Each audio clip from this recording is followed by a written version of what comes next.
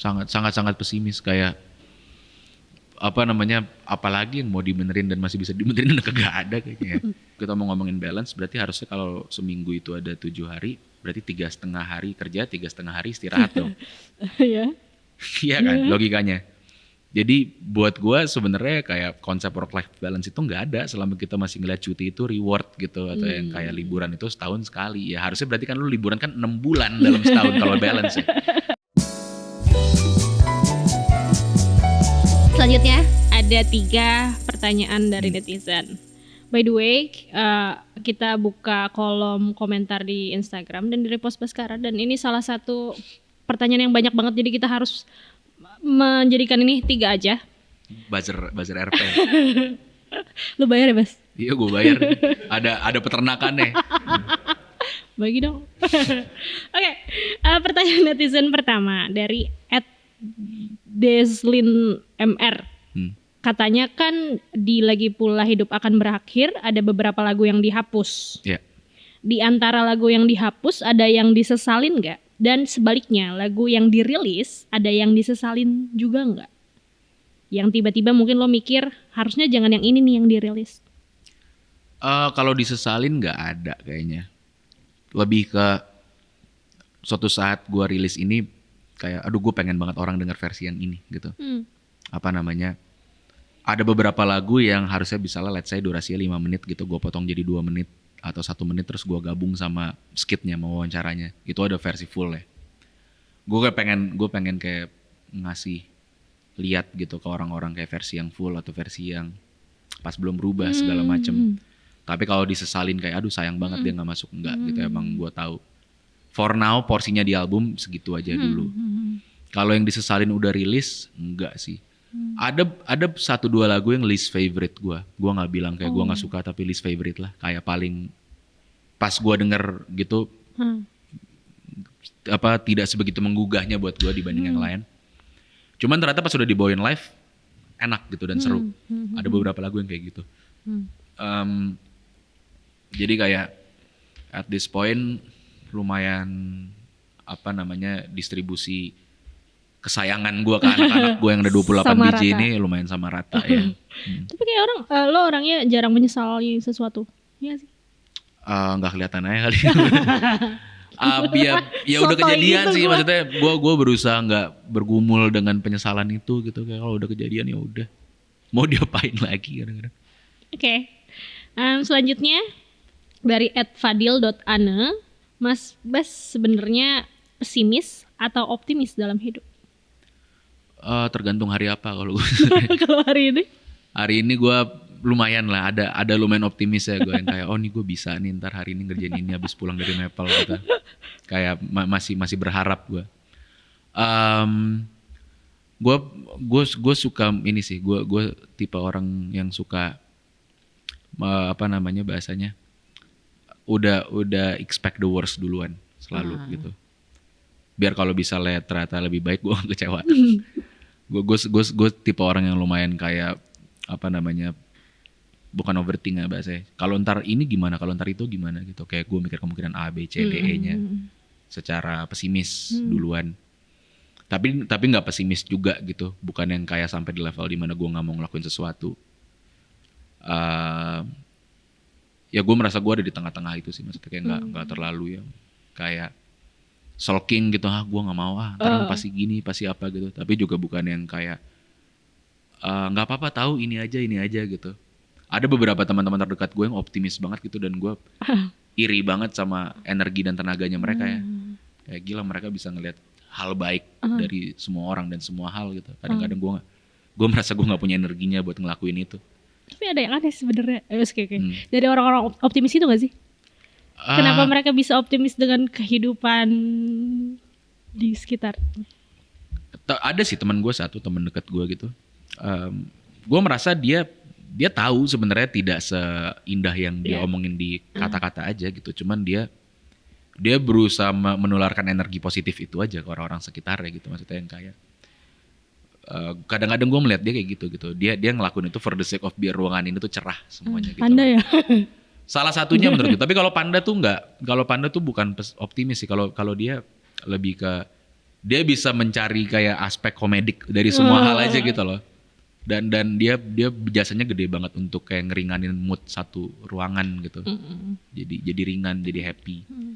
Tapi ada lagi gitu teman kita juga yang kayak gitu, yang kayak feeling gue sih, ya dia tahu sebenarnya tidak seindah itu. Cuman dia cara ngomong aja tuh kalau lagi mengkritik sesuatu dengan senyum yang lebar gitu loh. Jadi ya menyenangkan gitu kan melihat mereka. Tapi ngomongin ini nih ya, masa depan. Lo pesimis apa optimis? Maksudnya dunia ini. Oh, sangat pesimis gue. Sangat pesimis, kayak apa namanya, apalagi yang mau dibenerin dan masih bisa dibenerin udah kagak ada kayaknya ya. Iya kan? Iya. Oke. Sangat pesimistis. Ya. Kayak apa namanya, gue dimarah-marahin banyak sama netizen yang denger album pertama, pas album kedua rilis bilang kayak ini album kedua pesimis banget segala macem. Lu nggak boleh mikir kayak gini, mikir kayak gitu, bla bla bla. Ya susah juga, maksudnya yang kayak kita dari dulu selalu put hope in something gitu. Tiap kali ada apa namanya kesempatan tertentu untuk menaruh harapan di situ. Cuman ujung-ujungnya nggak ada yang berubah gitu. Bahkan tendensinya jadi lebih buruk. Untuk semua hal ya, sosial, politik, lingkungan, teknologi. Mata uang rupiah terhadap mata uang lain gitu, kayak nggak pernah ada yang membaik. Jadi kayak kadang-kadang diajak jadi optimis juga susah juga. Makanya kayak, ada album itu ya. Iya, ya lu kasih lihat gue dulu buktinya baru gue bisa jadi optimis gitu. Kalau sementara sih gue masih kabut lah mata gue. By the way gue sempat mikir gini tau, apakah gue akan punya anak di tengah dunia yang seperti ini? Iya kan, itu kan salah satu yang gue tulis juga gitu di album, yang kayak apakah masih etis ya, maksudnya gue nggak, siapa tahu kayak 20-30 tahun lagi jadi nggak etis untuk punya anak gitu loh. Karena udah terlalu ya berantakan aja gitu. Ya sekarang lu ngeliat air quality index di Jabodetabek aja gila, tiap hari nggak pernah turun dari paling bagus oranye warnanya. Itu juga jarang banget oranye, biasanya merah. Udah buruk banget gitu. Gue nggak kebayang, gak usah 20-30, gue gak kebayang kayak teman-teman gue anaknya yang udah pada lahir sekarang pas umur 10 tahun masuk SD gitu, gimana gitu cuaca di sini, udara di sini. Iya kan, capek kan bayangin. Oke, kita lanjut deh ke temannya Plankton namanya. Temannya Plankton. Berarti Mr. Crab. Bas punya angan-angan hidup seperti apa saat usia udah 50 tahun? Berarti 21 tahun dari sekarang. Gue pengen gak tinggal di kota besar sih.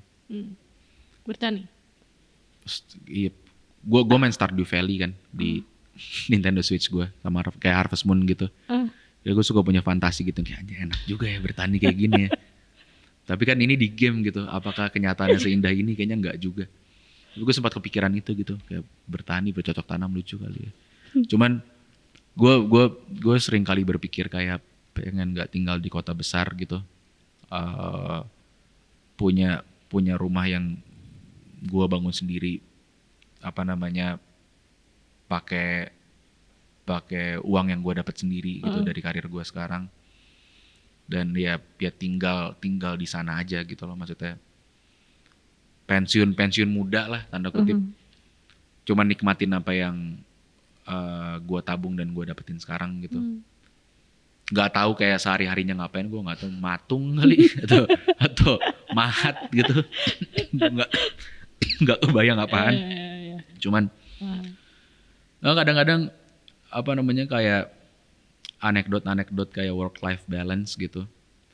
Sebenarnya kan kalau kita mau ngomongin balance, berarti harusnya kalau seminggu itu ada 7 hari, berarti 3,5 hari kerja, 3,5 hari istirahat dong. Iya kan logikanya.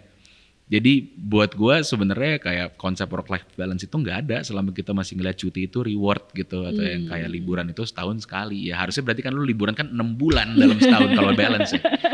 Logikanya gitu. Namanya aja balance gitu. Itu ya kayak itu aja udah menegasi kata balance itu sendiri gitu. Gue nggak tahu ini Kementerian Tenaga Kerja. Iya kan.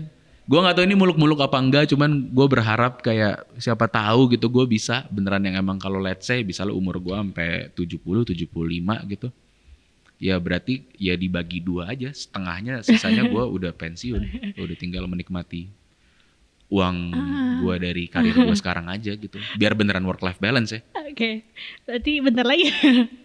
75 bagi 2 tuh 3. Iya. Gak jago matematika. Iya. Sekian lah pokoknya sekian. 35 something ya.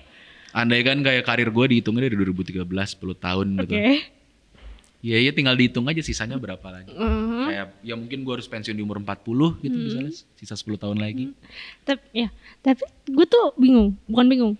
Apakah kita bakal bahagia ya di tengah rutinitas kita yang udah kita jalani selama 35 tahun misalnya. Terus kita harus menjalani rutinitas yang lain selama 35 tahun berikutnya. Nah, itu yang juga jadi pertanyaan gue gitu. Kayak apa namanya? Kayak di saat kayak bokap gue pensiun gitu. Gue tuh mikir gitu kayak dia kerja puluhan tahun kan. Apakah dia bisa keep up dengan kehidupan yang lebih lambat ya sekarang? Maksudnya apa justru malah sebenarnya ada orang-orang yang emang happy dengan kayak ya gue pengen punya gue pengen kayak badan dan otak gue di engage terus aja gitu to some extent. Walaupun mungkin berkurang ya intensitasnya cuma tetap kayak gitu. Ya atau mungkin tetap harus ada itu, tapi bukan dalam bentuk kayak karir seperti ini sekarang gitu. Dan setidaknya yang udah pasti sih gue nggak mau sengoyo sekarang ya, karena capek banget men. Kayak kadang-kadang gue merasa gue keluar duit banyak gitu ya buat rumah gue, buat ngerenov, buat apa segala macam bla bla bla bla bla. Tapi gue tuh bisa dihitung pakai bisa dihitung pakai Excel sheet gitu dalam seminggu gue cuman berapa jam bisa spend time di rumah gue bener-bener kayak nikmatin apa yang gue taruh di rumah gitu. Jadi buat apa sebenarnya? Kenapa nggak sekalian semua investment gue buat hidup gue pakai untuk hal-hal yang bisa gue bawa keluar aja gitu. Ya kadang-kadang itu ya lu mikir aja gitu, lo kayak lu bangun ini semua buat apa kalau nggak bisa lu nikmatin kan? Itu lu sedang tidak menikmati. Sekarang lagi kayak gue lagi dapat banyak panggung dalam kota, jadi gue lagi lumayan bisa ada di rumah gitu. Cuman hidup pun sekarang gue dalam keadaan ini syuting, gue dalam keadaan siapin konser kan. Itu pun juga kayak ya bukan leha-leha gitu di rumah tuh yang kayak anjir apa ya yang belum dikerjain tiap hari kayak gitu. Jadi capek juga. Ngomongin konser, apa yang akan spesial di konser album kedua ini? Apa ya? Gue takut banyak ngomong dan ngebocorin konsep ya sebenarnya sih, karena banyak yang emang sengaja belum di-announce untuk yang Jakarta. Cuman gue merasa kayak baru sekarang ini gue punya SDM dan sumber daya keuangan yang mumpuni untuk bikin apa yang pengen gue bikin dari dulu lah kasarnya gitu. Dari set desainnya sampai kayak visual kayak gimana ntar, flow panggung kayak gimana.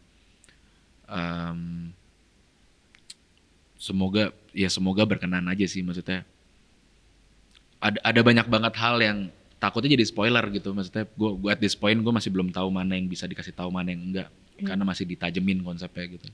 Menuju tanggal 30 semoga berkenan. 30 September. Oke. Di Lubang Buaya nggak ada. Serius, tapi sempat gue sempat ditawarin venue-nya di Lubang Buaya waktu itu. Terus gue yang kayak sikat. Lagi pula hidup akan berakhir. Cuman ternyata kayak itu tuh sakral, dan wajar banget sakral gitu sih, tanda kutip ya. Maksudnya kayak lu nggak boleh ada kegiatan harus steril di tanggal-tanggal 30, tanggal satunya, karena aspek sejarahnya kan, apa yang terjadi di situ dulu segala macam.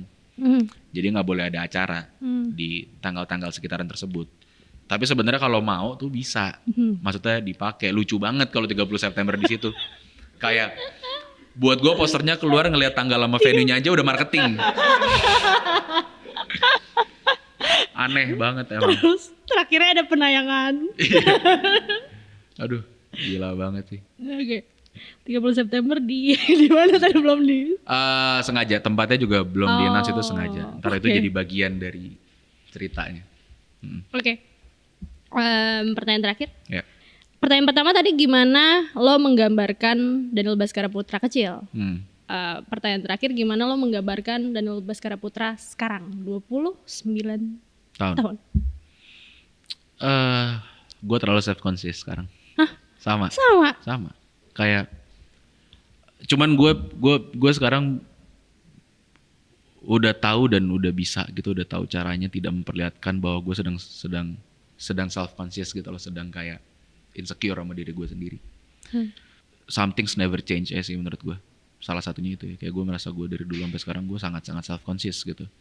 Satu dan lain hal mungkin karena apanya berubah, tapi gue tetap selalu merasa yang kayak kenapa gue gini ya, kenapa gue gitu ya. Jadi sampai sekarang gue masih kayak gitu. Apa yang buat lo insecure, Mas? Banyak banget sih menurut gue. Kayak di saat lu ditaruh di pedestal dan dilihat sama ribuan orang gitu tiap minggu, lu akan mawas sama ujung kaki sampai ujung rambut lu, sampai isi-isi badan lu semua gitu. Dan itu bukan sesuatu yang bisa lu pelajarin cepat 10 tahun gitu. Itu pembelajaran seumur hidup menurut gue. Kayak gitu. Oke. Thank you. Terima kasih. Baskara sudah mau membagi cerita. Di hari ini yang 24 jam harusnya lo bisa membuat musik ya. Capek udah. Ya nanti album ketiga nanti aja. Nanti aja. Ya. Ngapain ya? Nggak tahu ya, semoga nggak perlu ada kan. Oke, gue bilang jangan dipikirin sekarang. Stres. Semoga Baskara tidak stres-stres lagi, tapi nanti penggemarnya nunggu album, jadi ya terserah lo aja deh. Iya, nggak usah lah, ini lagunya banyak, yang ini 28. Oh, iya. Itu tujuannya nggak sih biar iya kan, 28. Cukup didengarkan selama terbang dari Jakarta ke Bali denger album ini nggak kelar. Kayak lagi outro udah mendarat, ya udah bisa nyalain sinyal gitu kan. Udah bisa ngabarin orang rumah udah mendarat nih gitu. Oke. Terima kasih Baskara. Terima kasih dan tunggu konsernya di Instagramnya Baskara, dan thank you for watching guys. Bye.